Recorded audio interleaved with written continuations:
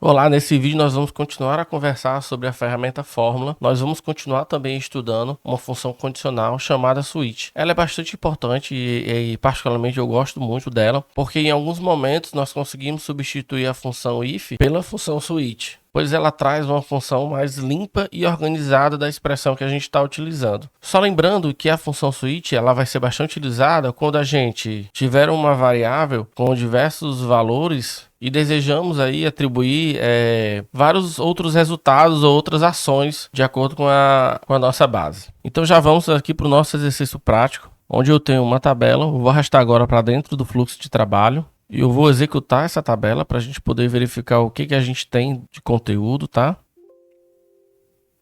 Então nós temos aqui uma tabela de vendas, onde a gente consegue verificar aqui a data, o produto, categoria, CPF, forma de pagamento. Só que a gente, olhando para a forma de pagamento, a gente não sabe aqui o que é dinheiro, cartão de crédito, parcelado, Pix. Qual a forma de pagamento de fato? Então o nosso desafio vai ser justamente esse, incluir uma coluna, tendo como base a coluna forma de pagamento, e nessa nova coluna nós vamos colocar a descrição de cada forma de pagamento. Eu vou mostrar para vocês a regra. Então a regra é essa: a forma de pagamento 1 vai ser Pix, 2 dinheiro, 3 cartão de crédito, 4 cartão de débito, 5 boleto para 14 dias. Então voltamos aqui para o fluxo de trabalho do Alteryx, já vamos arrastar a ferramenta fórmula. Então vamos aplicar a função switch, basta clicar em selecionar coluna, adicionar coluna, vamos colocar aqui uma descrição, forma de pagamento, né? Desk, forma de pagamento. Quando você começa a digitar a expressão, o Alteryx já sugere para você qual é a fórmula. Então vamos escolher aqui a switch. O que é que o Alteryx está pedindo aqui nessa expressão? Ela quer saber qual o valor que vai ser analisado, qual o valor padrão que a gente vai retornar sempre que nenhuma das condições forem atendidas na nossa expressão. Então vamos para a prática para ficar bem fácil a compreensão. O que a gente vai querer analisar aqui é a coluna forma de pagamento. Qual vai ser a palavra que eu quero trazer sempre que eu não encontrar uma forma de pagamento? Cadastrar pagamento. A gente coloca uma vírgula, aperta Enter. Então é o seguinte, eu já vou colocar o 1, certo? E aí, pessoal, não coloco o 1 entre aspas duplas, porque eu conheço essa base, eu sei que ela está em formato de numeral. Se tivesse em formato de texto, você precisaria colocar entre aspas duplas. Agora, como a coluna que eu quero incluir, ela vai vir no formato de texto, eu já vou colocar entre aspas duplas, e só lembrando também a questão aqui do tipo de dado, que o Alteryx já sugere VString. Vamos colocar aqui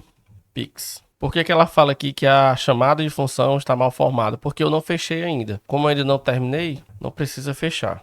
Então, pessoal, acelerei aqui para não ficar muito repetitivo e o vídeo ficar mais extenso. Mas o raciocínio é justamente esse. Então, quando eu chegar até o último numeral, até o último identificador da coluna, eu fecho parênteses. E vamos aqui executar para a gente ver o resultado.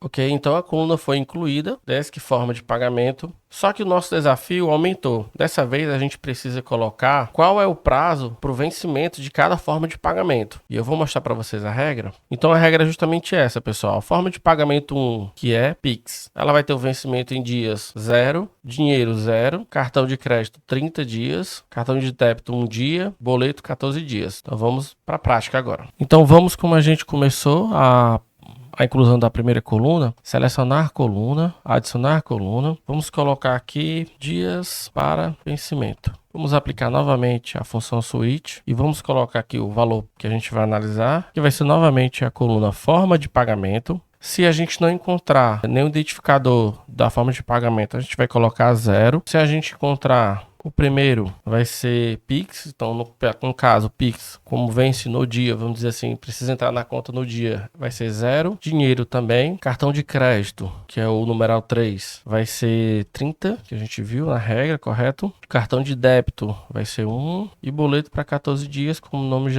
a descrição já sugere 14. Então agora a gente fecha. Agora uma coisa importante da gente fazer é colocar em formato double, tá? Porque a gente vai precisar fazer contas depois com essa coluna, para a gente identificar, por exemplo, qual vai ser o dia do vencimento de acordo com a data da emissão. Então vamos executar aqui o fluxo. Vamos para o final. Perceba que a gente tem aqui uma coluna com os dias para vencimento. Para finalizar, eu gostaria de mostrar para vocês uma coisa bem interessante em relação à fórmula switch e à fórmula if. Eu vou mostrar para vocês aqui um exemplo. Eu vou deixar para vocês aqui um card com o vídeo sobre o if, mas na prática, a diferença entre a fórmula if, eu vou trazer para vocês aqui.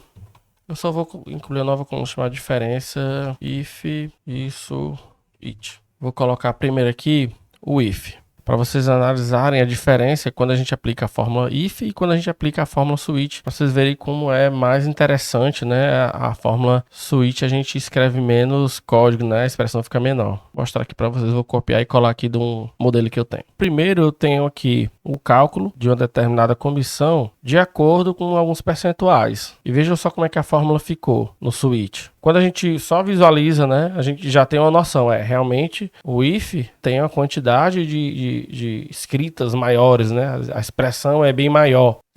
Então a gente chega à conclusão aqui que o if, ele tem, nesse caso hipotético, ele tem uma quantidade maior de expressão, né? Já o switch, ele é bem mais simples, né? Isso ajuda bastante até quando for rodar o fluxo para ele ficar mais leve, claro, em casos onde a sua base de dados seja muito grande, o teu fluxo também seja muito grande, mas principalmente a questão de quando outra pessoa for analisar o teu fluxo de trabalho, ela vai conseguir interpretar facilmente o que está escrito ali, né, dentro da ferramenta de fórmula. E esse foi o nosso vídeo sobre a função condicional switch. Caso você tenha gostado do vídeo, curte, compartilha e comenta aqui nesse vídeo se você gostou de fato da função switch, se você achou mais interessante. Eu particularmente, depois que eu descobri, eu só uso a função switch ao invés do if, mas isso, é claro, depende de cada caso, de cada tabela, do que você quer fazer. Ok, pessoal? Obrigado e até a próxima.